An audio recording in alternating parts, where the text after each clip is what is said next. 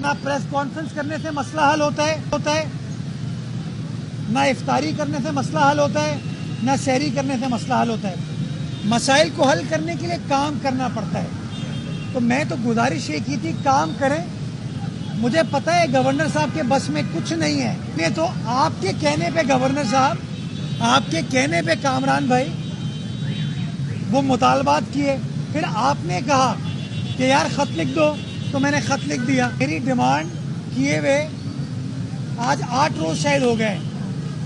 तो क्या कहते हैं, क्लॉक स्टिकिंग। तो कामरान भाई आप अपने वादे को पूरा करें और 100 अरब रुपए, ऐलान नहीं, मैं एम्फसाइज ये करना चाहूंगा, 100 अरब रुपए केएमसी के अकाउंट में मुंतकिल करें। और उसके बाद मैं कामरान भाई को भी हिसाब दूंगा, आपको भी हिसाब दूंगा, कराची वालों को एक एक बंदे को हिसाब दूंगा। लेकिन बाबा माल खपे, बाबा पैसा खपे, असा के दे ना बाबा। हाँ, कि ना प्रेस कॉन्फ्रेंस करने से मसला हल होता है, ना इफ्तारी करने से मसला हल होता है, ना सहरी करने से मसला हल होता है। मसाइल को हल करने के लिए काम करना पड़ता है। तो मैं तो गुजारिश ये की थी, काम करें।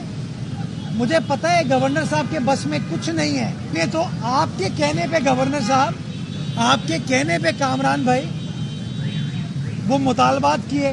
फिर आपने कहा कि यार खत लिख दो, तो मैंने खत लिख दिया। मेरी डिमांड किए हुए आज 8 रोज शायद हो गए। तो क्या कहते हैं, क्लॉक स्टिकिंग।